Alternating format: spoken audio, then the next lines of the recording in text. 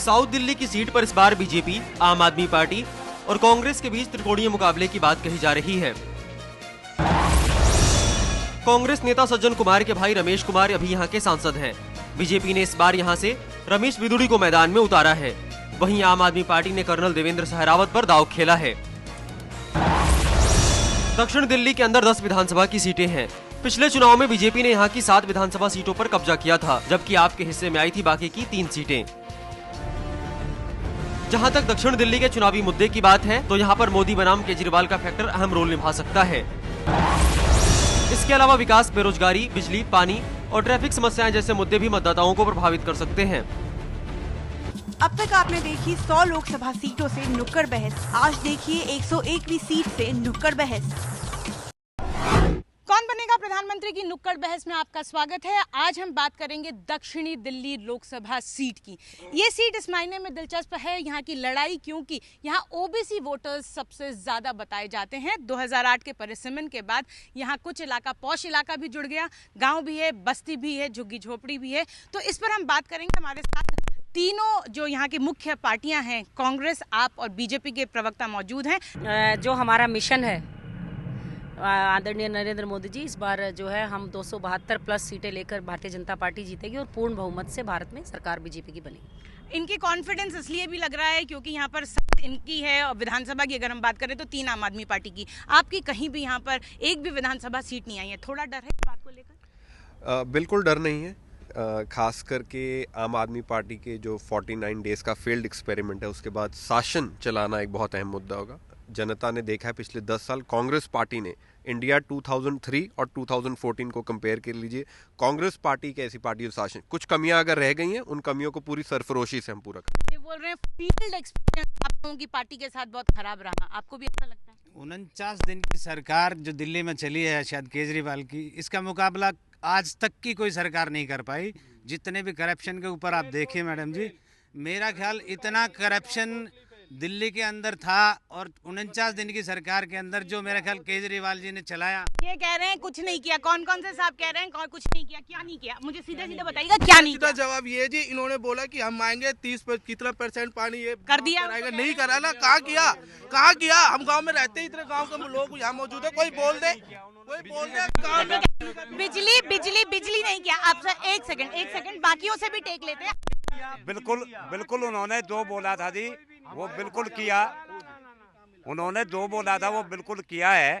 और एक आदमी जिसकी सरकार को चलने नहीं दे और उसको एक मजबूरी में छोड़ के रख दे, वो क्या कर सकता है? नहीं तो 49 डेज में जितना कहना है 49 डेज में बहुत किया। आपसे भी टेक लूंगी सर, तक आपसे भी जानना चाहूंगी। मुझे इसमें ऐसा लगता है कि जो है हाथी के दांत खाने के और दिखाने के अलग अलग वाली कहावत नजर आती है। अगर हम बात 49 दिन की करें और पानी की करें, बिजली की करें, मुझे लगता है कि इन पूरे 49 दिनों में दिल्ली के मुख्यमंत्री ने दिल्ली के गाँव का विकास कैसे होगा, कॉलोनियाँ कैसे पास होंगी, वहाँ पर पानी कैसे जाएगा। आप फ्री पानी की बात करते हैं, बहुत सारी तो ऐसी कॉलोनियाँ जहाँ लोगों को 10-10 दिन में पानी नहीं मिलता। दिल्ली के विकास की नहीं मिलने की बात नहीं की, सिर्फ बात की नरेंद्र मोदी आपके पास भी आएंगे। कांग्रेस का रिएक्शन लेते हैं, आपके पास भी आएंगे। सरोज जी मुझे लगता है ये इंडिया में नहीं पूरे वर्ल्ड में पहली बार ये होगा कि सरकार इसलिए गिरी है क्योंकि उन्होंने नियम की पालना करने से मना कर दिया हो कि हम अपने संविधान को नहीं मानेंगे, हम दिल्ली पुलिस को। क्या जनता ये सब चीज समझती है? हम आपके पास आएंगे। ये बोल रहे हैं कि दोनों बीजेपी और कांग्रेस वाले बोल रहे हैं कि आपने 49 दिन में पानी तक नहीं किया जिसका वादा किया था। बेसिक चीज है पानी तो सबको मिलना चाहिए था। आपको भी ऐसा लगता है? मिला है, उन्होंने जो वादे किए पूरे किए उन्होंने। अब बीजेपी और कांग्रेस तो करना ही नहीं चाहती कुछ भी। अभी जनलोकपाल पे देख लो, दोनों एक मत हो गए। उन्होंने चीख के बोला भैया आ जाओ, करो जनलोकपाल पारित करो, जो कानून मैं अपने लिए बना रहा हूँ तुम भी आओ। नहीं आए। सब आप लोगों ने 18 मुद्दे दिए थे, ये एक मुद्दा था, बाकी 16 मुद्दे क्या पूरे? 39 दिन सरकार को हैं, अभी तो काम शुरू कर रहे हैं ना। 15 साल से जो काम नहीं हुए, मौका तो देते हैं। 49 नहीं मिला, उनका कहना नहीं। पानी का प्रॉब्लम ये हुआ कि अभी उसके कांग्रेस की गवर्नमेंट ने ना तो वहाँ पर कोई लाइन डाला है, ना कोई पानी का अर्जमेंट किया है।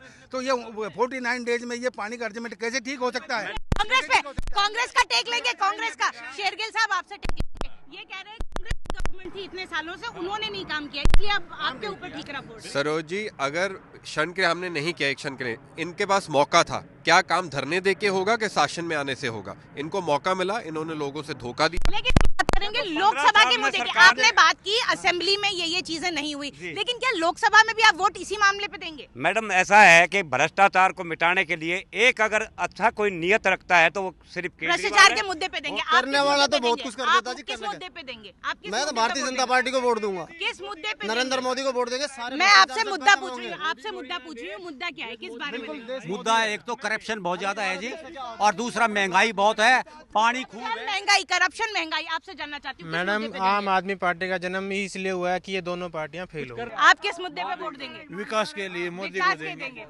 यहाँ पे मिक्स है, बहुत सारे हैं, आप जानना चाहते हैं ये सब आपसे आपके लिए बीजेपी का मुद्दा क्या होगा? देखिए जन लोकपाल में समर्थन करते ना आप लोग। हम बीजेपी से बात करें। मुझे इसमें ऐसा लगता है कि अगर हम थोड़ा सा परिदृश्य पर अगर नजर दौड़ाएं तो दिल्ली असेंबली की अगर हम बात करें, अगर हम दिल्ली असेंबली की बात करें, आज हालांकि हम दिल्ली लोकसभा, जो देश में लोकसभा का चुनाव हो रहा है, उस पर शायद बात करने के लिए आए, लेकिन अगर हम दिल्ली असेंबली की बात करें तो भी आज भी वहां पर बीजेपी सबसे बड़ी पार्टी लोगों ने पसंद किया।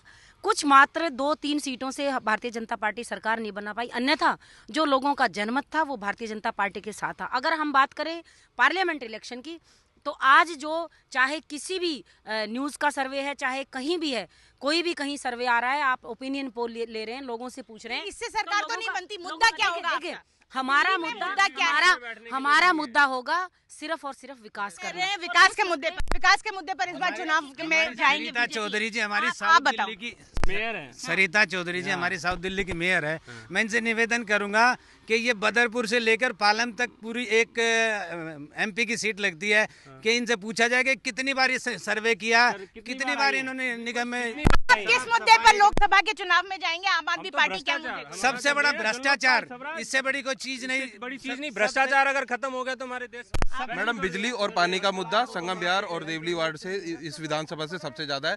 शुरू में केजरीवाल और इनकी पार्टी के सभी लोग आकर वहां पर बैठते थे, इन्होंने धरना प्रदर्शन सारा वहीं से शुरू कराया, लेकिन चुनाव होने के बाद से आज तक इन्होंने वहां पर थोड़े निराश हैं। लेकिन मैं कांग्रेस से टेक लेना चाहती हूँ, लास्ट टेक आपसे लेना चाहूंगी। क्या मुद्दा है जिसे लेकर आप जाएंगे? यहाँ आपने खाता भी नहीं खोला है। 10 विधानसभा सीटों में आपका एक भी यहाँ विधानसभा सीट नहीं आई है। किस मुद्दे पर आप जाएंगे? मुद्दा सिर्फ डेवलपमेंट का होगा और इफेक्टिव रिप्रेजेंटेशन का होगा। युवाएं, औरतें, बच्चे, हर जिंदगी के पहलू से, जन्म से लेके आखिर तक हमने अपनी योजनाएं लाई हैं, उनकी बेहतरी और सुरक्षा।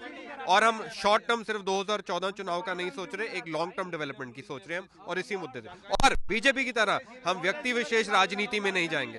तो ये है, यहाँ पे जनता थी, तीनों पार्टियों के लोग थे, लेकिन मुद्दे बहुत सारा है इस बार लोकसभा सीट के। इसी टेक के साथ कि बीजेपी किस मुद्दे के साथ जा रही है, कांग्रेस किस मुद्दे के साथ जा रही है, और भ्रष्टाचार पर आम आदमी पार्टी आगे जाएगी। हम यहीं पर विराम देते हैं इस डिबेट को। आगे कल हम फिर मुलाकात करेंगे अगली लोकसभा सीट के साथ।